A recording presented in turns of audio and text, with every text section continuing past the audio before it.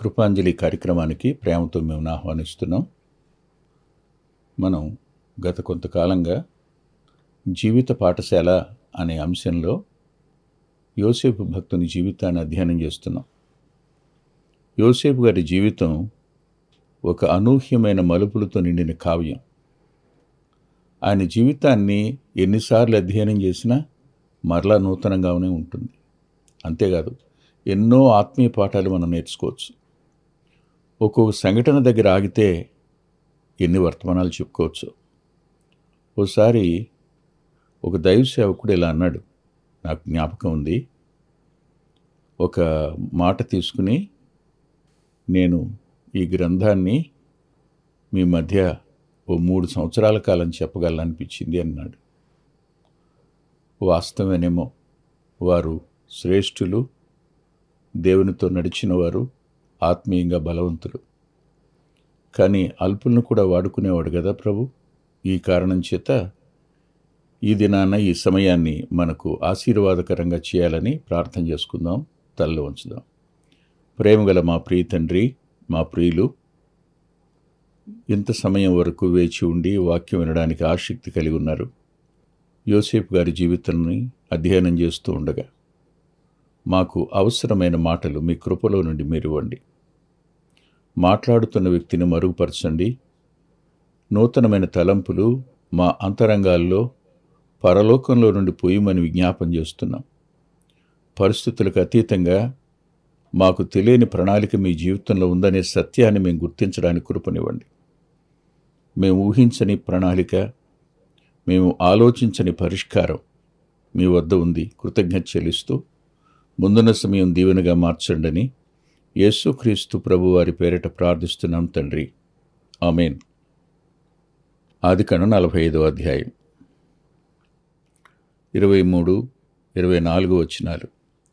అతడు తన తండ్రి నిమిత్తము ఐగుప్తులోనున్న మంచి వస్తువులను మోయుచున్న 10 గాడిదలను, మార్గమునకు తన తండ్రి నిమిత్తము ఆహారమును, ఇతర ధాన్యమును, తినుబండములను మోయుచున్న 10 ఆడుగాడిదలను పంపెను. అప్పుడు అతడు తన సహోదరులను సాగనంపి వారు బయలుదేరుచుండగా మార్గమందు కలహపడకుడని వారితో చెప్పెను.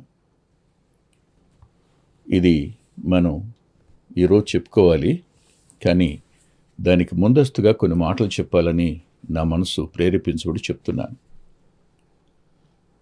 జీవితంలో పరిష్కారం కాని సమస్యలు సంవత్సరాలుగా మిగిలిపోయి ఉంటాయి. ఇంకెన్నటికీ పరిష్కారం కాదు అని ఆలోచన కూడా మనం వచ్చేస్తాం. ఎందుకంటే యాకోబు కుటుంబానికి ఉన్న సమస్య, కొడుకు లేడు. ఇప్పటికీ ఎన్ని సంవత్సరాలు ఆలోచించండి.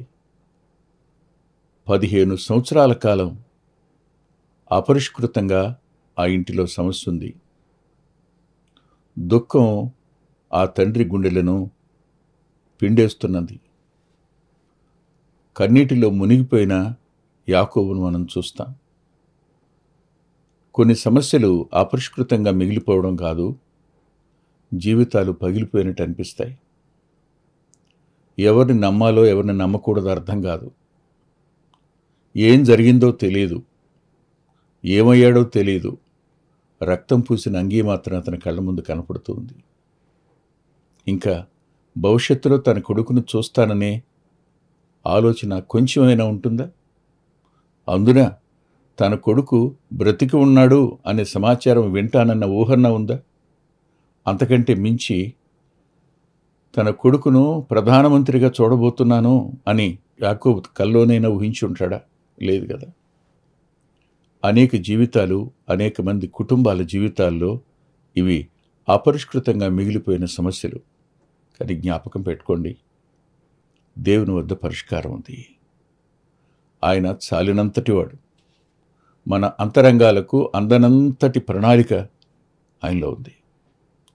మన హృదయాలను ఆయన ఒక్కడు మాత్రమే బాగు చేయగలడు. వాటి గాయాలను కట్టగలిగిన వాడు ఆయన. భవిష్యత్తును పునర్నిర్మించగలిగిన వాడు కూడా ఆయన ఒక్కడే. ఇంకెవరి వద్ద అది సాధ్యం కాదు. ఆలోచించండి. ఇప్పుడు కుటుంబంలో ఈ సమస్య ఉంది. మరి బాధగుండా వెళుతున్న యోసేపు సంగతి ఏమిటి? ఊహించండి. ఈ 15 సంవత్సరాల కాలం తన జీవితంలో ఎలాంటి పరిస్థితులు గుండా వెళ్ళాడు? ఒక బానిస జీవితమా? ఆస్తి లేనివాడా? దిక్కు లేనివాడా? కాదు కదా. కానీ అమ్మివేయబడ్డాడే అన్నల వద్ద. కానీ ఒక్క మాట అయినా చెప్పాడా ఐగుప్తులో? మా అన్నలు అమ్మేశారని. అలా చెప్పి ఉంటే ఫరో పనివారు యోసేపు బంధువులు వచ్చారని సంతోషించేవారా? చెప్పలా. అది రహస్యంగానే ఉండిపోయిందంతే. అందుకనే వారు సంతోషించారు. ఇంత దుఃఖాన్ని అనుభవించడం మాత్రమే కాదు, నమ్మకంగా ఉన్న చోట నమ్మక ద్రోహాన్ని ఎదుర్కొన్నాడు.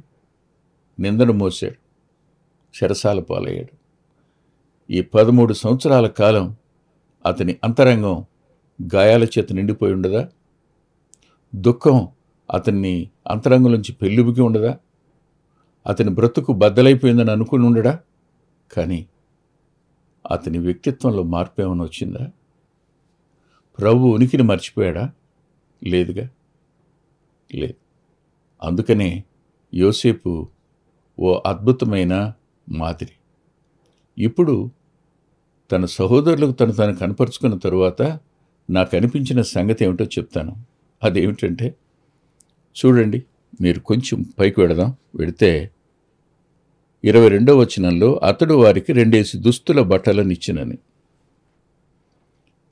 తాను వేసుకున్న అంగీని లాగేసుకుని గోతులో తోసేసిన వాళ్ళకి 2 దుస్తుల బట్టల ఎవరిస్తారు? ఎవరికి సాధ్యం అవుతుంది? దైవికమైన మనసు లేకపోతే ఇది సాధ్యం కానే కాదు. వారిని ఎలా క్షమించగలిగాడు? వారిని ఎలా భరించగలిగాడు? వారిని ఎలా ఓర్చుకున్నాడు? వారిని ఎలా కౌగులించుకున్నాడు? వారిని ఎలా ముద్దు పెట్టుకున్నాడు? వారికి ఎలా అన్నం పెట్టాడు? వారికి తిరిగి బట్టలు ఎలా ఇవ్వగలిగాడు? నేను ఈ మాటలు రాసుకున్నాను. పగిలిపోయిన గతంలో నుండి ప్రవహిస్తున్న ప్రేమ యోసేపు. రెండవ మాట, గాయపడిన గతంలో నుండి జాలువారుతున్న కరుణ యోసేపు. కాదండి, గాయపడిన గతంలో నుండి జాలువారుతున్న కరుణ యోసేపు. వేదన పడిన గతంలో నుండి పొర్లి ప్రవహిస్తున్న వాత్సల్యం యోసేపు. నలిగిన గతంలో నుండి పరిమళిస్తున్న జాగరూకత, కనికరం యోసేపు. ఏం చెప్పను? ఇశ్రాయేలీయులు దేవుని గాయపరిచారు కదూ. ఎంతగా గాయపరిచారు? ఆయనకు కోపం వచ్చి మీరు చెరకు వెళతారు అని చెప్పాడు. ఆయన చెరకు పంపించాడు అష్షూరుకు. యోధులు 70 సంవత్సరాలైతే ఇశ్రాయేలీయులు 140 సంవత్సరాలు, 2 శిక్ష వాళ్ళకి కలిగింది. ఆయన ఎంతగా వేదన పడేట్టు చేశారో, ఎంత దుఃఖపడేటట్టు చేశారో. కానీ నా ప్రియరక్షకుడు, నా ప్రభువు, నా దేవుడు వారిని గురించి పలికిన మాట నేను చదివి మీకు వినిపిస్తాను. మీరు ఒకసారి చూడండి దయచేసి, ఏమనుకోకుండా. 14వ వచనంలో, ఎఫ్రాయిము బహుఘోరమైన కోపం పుట్టించెను అని రాశాడు. గనుక అతనిని ఏలినవాడు అతని మీద నరహత్యకై అతని మీద నేరం మోపును. అతడు పరులకు అవమానము కలుగు చేసినందుకే నేను అతని అవమానపరుతును అని కోపపడిన ప్రభువే ఏమన్నారో తెలుసా? ఒకసారి మీరు చూడండి, మర్చిపోలేని మాట.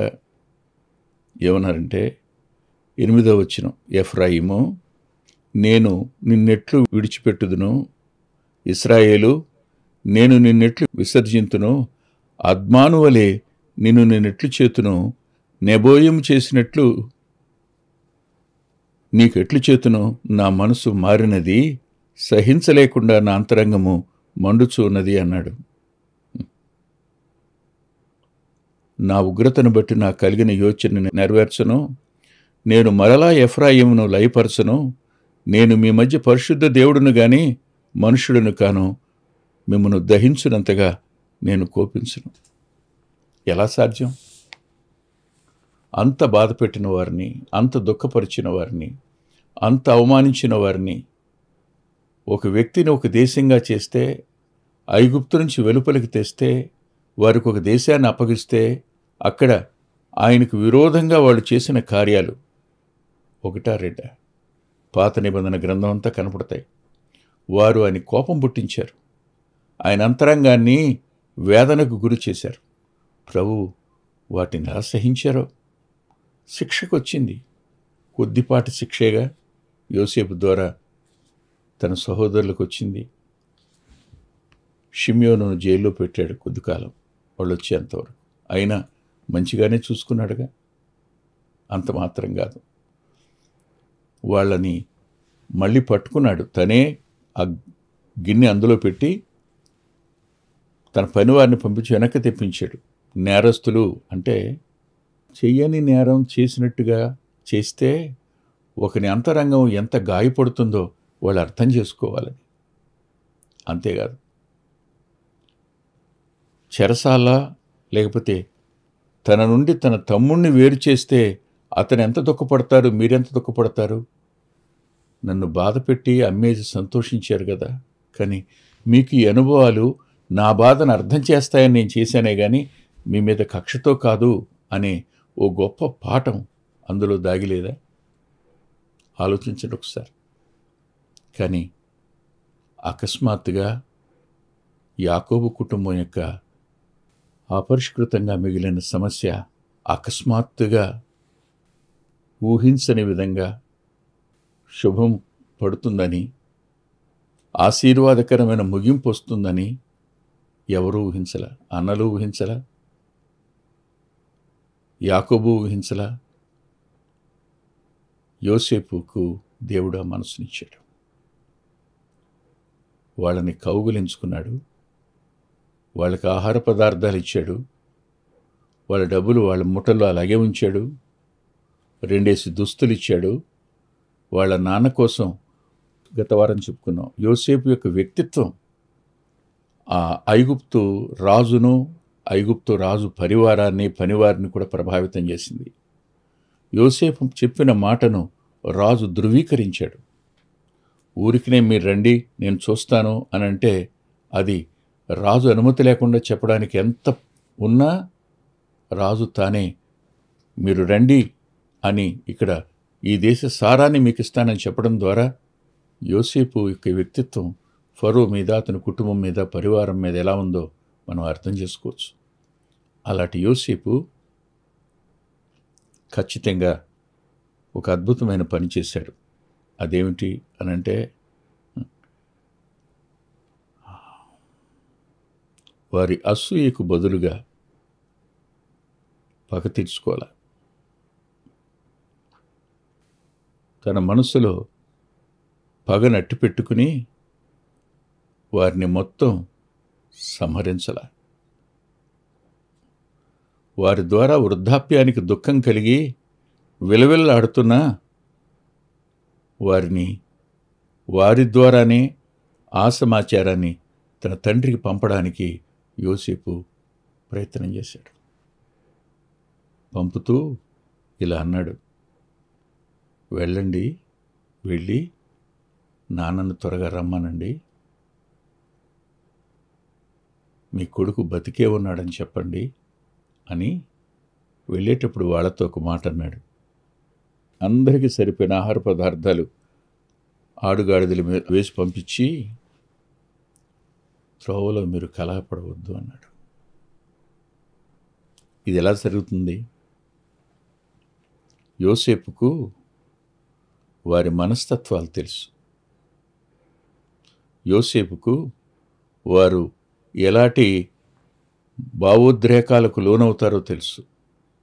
బెన్యామీను భావోద్రేకం ఎలా ఉంటుంది? తన అన్నను వీళ్ళు అమ్మేశారు అనే సత్యం అర్థమైనప్పుడు బెన్యామీను ఎలా రియాక్ట్ అవుతాడు? ఆ 10 మందిలో బెన్యామీను ఒక్కడైపోడా? ఆలోచించండి. లేదు, వెళ్ళేటప్పుడు వాళ్ళ మనసులు, మనం ఇంత చేసినా వీడి స్థాయికి వచ్చాడు కదా, మళ్ళీ ఈ బెన్యామీను మీద పగ తీర్చుకుందాం అని అనుకుంటే కదా. ఎన్ని ఆలోచనలు యోసేపు మనసులో సుడులు తిరిగాయో మనకు తెలియదు. కానీ వాళ్ళతో ఒక అధికారిగా, అయినా సొంత తమ్మునిగా వాళ్ళతో అన్నాడు, దారిలో వెళ్ళేటప్పుడు కలహపడకండి, గొడవ పడకండి అని చెప్పడం. ఇంట్లో 2 ఆడపిల్లలుంటే ఖచ్చితంగా వారు తరచు గొడవ పడతారు. నేను చెప్తాను, మీరు ఇక మాట్లాడుకోవద్దని. అప్పుడు వాళ్ళు అంటారు, మేము పోట్లాడుకోకుండా ఉండలేం, మాట్లాడుకోకుండా ఉండలేము నాన్న అని. అది సామరస్యత ఉన్నప్పుడు. కానీ పగా ద్వేషం ఉన్నప్పుడు చెప్పండి, ప్రభు ఎవరు?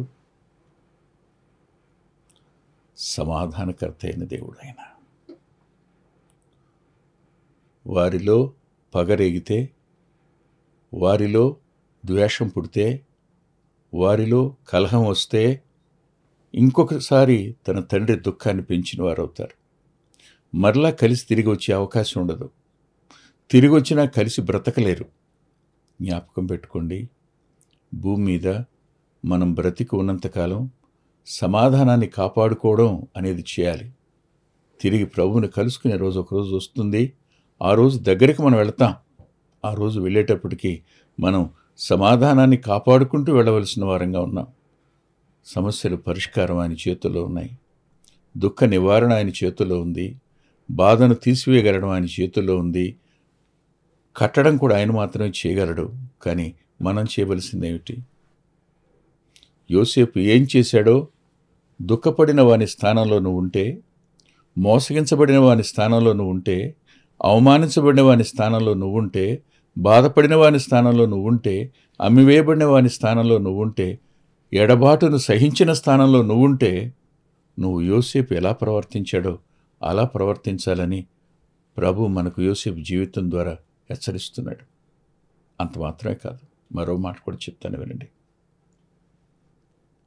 శరీర సంబంధమైన ఉద్రేకాల వల్ల అసూయ ద్వేషాన్ని పెంచుకుని సొంత తమ్ముణ్ణి గాయపరిచి పగపెట్టుకుని బాగున్నావా అని అడగలేనంతటి మరింత పగపెట్టుకున్న స్థానంలో నువ్వుంటే, అతన్ని అమ్మేసిన స్థానంలో నువ్వుంటే, అతన్ని బాధపెట్టి దుఃఖపెట్టిన స్థానంలో నువ్వుంటే, అతను వెళ్ళిపోయిన తరువాత మోసం చేసి కనతండ్రికి అబద్ధం చెప్పి, ఇదిగో ఇది దొరికింది నీ కొడుకుదేనా అని చెప్పి తండ్రిని ఇంతకాలం మోసంలోనే ఉంచేసిన స్థానంలో నువ్వుంటే, ఇప్పుడు ముఖాముఖిగా యోసేపును కలుసుకున్న నువ్వు ఏ రీతిగా ప్రవర్తించాలి? వారందరూ సాష్టాంగపడ్డారు. వారందరూ నేను యోసేపును అన్నప్పుడు నిలబడలేకపోయినారు. వారు గోడల తట్టు పరిగెత్తుంటారు కదా, అంటే సిగ్గుపడ్డారు, బాధపడ్డారు, పశ్చాత్తాపడ్డారు కదా. ఇప్పుడు ఆ స్థానంలో ఉంటే గనుక ఖచ్చితంగా సహోదరులకు బాధలు కలుగు చేసిన, దుఃఖం కలుగు చేసిన నువ్వు వారి ఎడల ప్రవర్తించవలసిన తీరు వీరి దగ్గర నేర్చుకోవాలి. కానీ ఈ రెండిటి మధ్యలో మేలు పొందిన నువ్వు తిరిగి మీ మధ్యలో మీకు కూడా వచ్చే అవకాశం ఉంది. 11 మంది వెళుతున్నారు. అందులో బెన్యామీను యోసేపు యొక్క సొంత తల్లి కొడుకు, మిగిలిన 10 మంది తండ్రి పిల్లలు. వారిలో కూడా వచ్చే అవకాశం ఉంది. అది కూడా లేకుండా ఉండాలని లేఖనం స్పష్టంగా చెబుతుంది. ఇప్పుడు ఆలోచించండి, భూమి మీద మనం ఎలాంటి వాళ్ళం?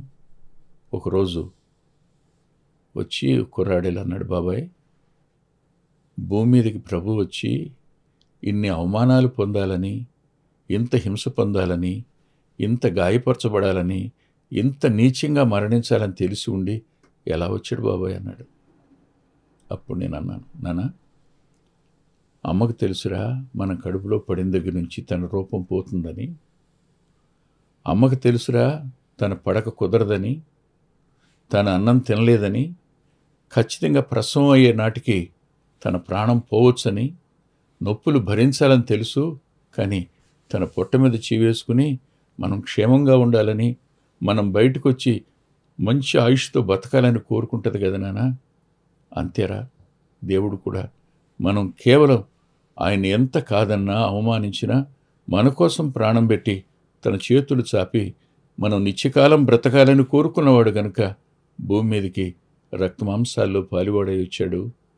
మనందరి నిమిత్తం శిలువలో తన రక్తాన్ని చిందించాడు. చనిపోయి సమాధి చేయబడి 3వ దినాన తిరిగి లేచాడు. నేటికి ఆ ప్రేమ సజీవంగానే ఉంది అని చెప్పినప్పుడు వాడు వెళ్ళిపోతూ బండెక్కుతూ కళ్ళనీళ్ళు తుడుచుకున్నాడు. వాస్తవానికి యోసేపు జ్ఞాపకాలు అమ్మేసిన అన్నల అంతరంగాల్లో కన్నీటిని పుట్టించువా? ప్రభు విషయంలో ఇదే కన్నీరు మీ అంతరంగాలు కలిగితే ఈ రోజైనా ఆయన దగ్గర తల ఉంచి ఆయన్ని ప్రేమిస్తున్నానని చెప్పి, నిజంగా గాయపరిచానని ఒప్పుకుని, వద్దనుకున్నానని ఒప్పుకుని, అమ్మేసుకున్నానని ఒప్పుకుని, నోటికొచ్చినట్టు మాట్లాడానని ఒప్పుకుని ఆయన మీ జీవితంలోకి ఆహ్వానిస్తారా? ఆయన క్షమించడానికి సిద్ధ మనసు కలిగిన వాడు యోసేపు కంటే శ్రేష్ఠుడు. తలలో వంచండి, ప్రార్థన చేసుకుందాం. ప్రేమగల మా ప్రియ తండ్రి, పరిశుద్ధుడు అని గొప్ప దేవ, కొద్ది మాటలు చెప్పడానికి నీ దాసునికి మీరు ఇచ్చిన అనుమతి కొరకు రుణస్థులమని చెప్తున్నాం. ఎంతైనా నమ్మదగిన వారు విన్న మా ప్రియుల అంతరంగాలకు గత గాయాలను కట్టి ఆదరణిచ్చి సమాధానపరిచి నెమ్మదిని కలుగు చేసి వారి అంతరంగాన్ని మీరు ఆకర్షించుమని యేసుక్రీస్తు ప్రభు వారి పేరిట ప్రార్థిస్తున్నాం తండ్రి, ఆమేన్. ప్రభు చిత్తమైతే వచ్చే వారం కలుసుకుందాం. అద్భుతమైన పుస్తకాలు అందుబాటులో ఉన్నాయి. అందులో అంత్యోక్ మినిస్ట్రీస్ నుంచి ప్రచురితమైన మీ ఆత్మీయ క్షేమానికి మేలు కలుగు చేసే పుస్తకాలు,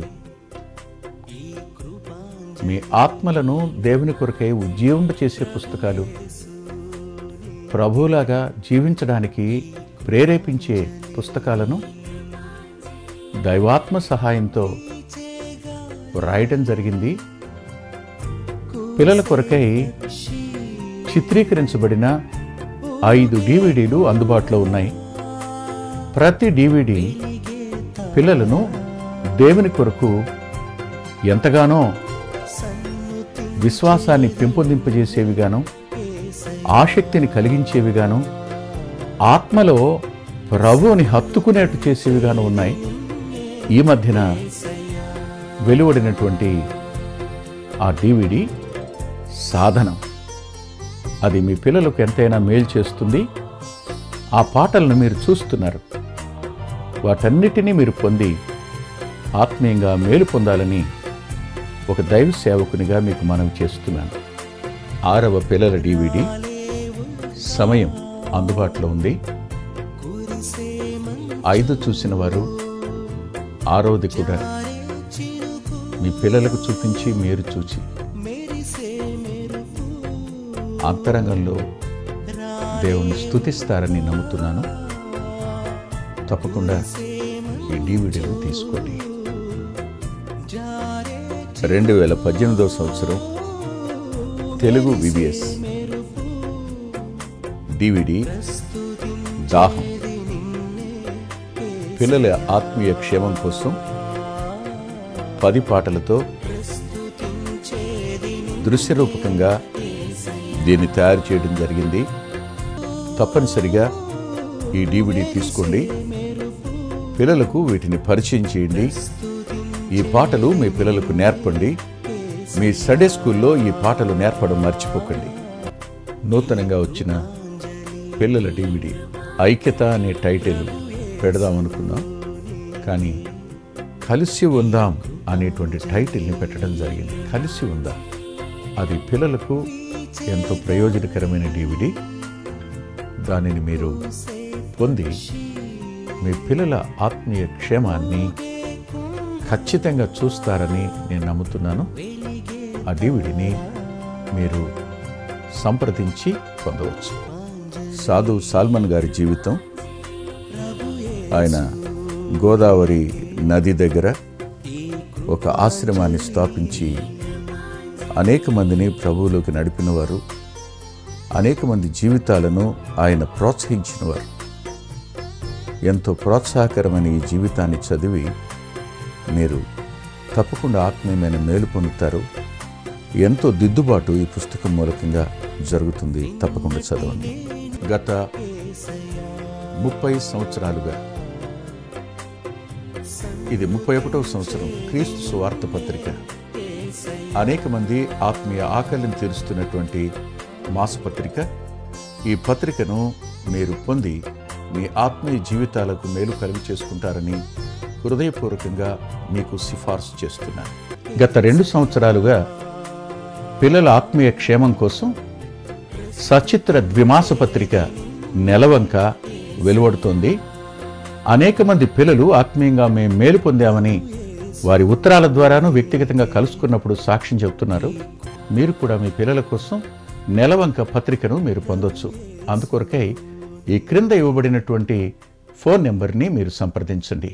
ప్రభు యేసు నీకే ఈ కృపాంజలి,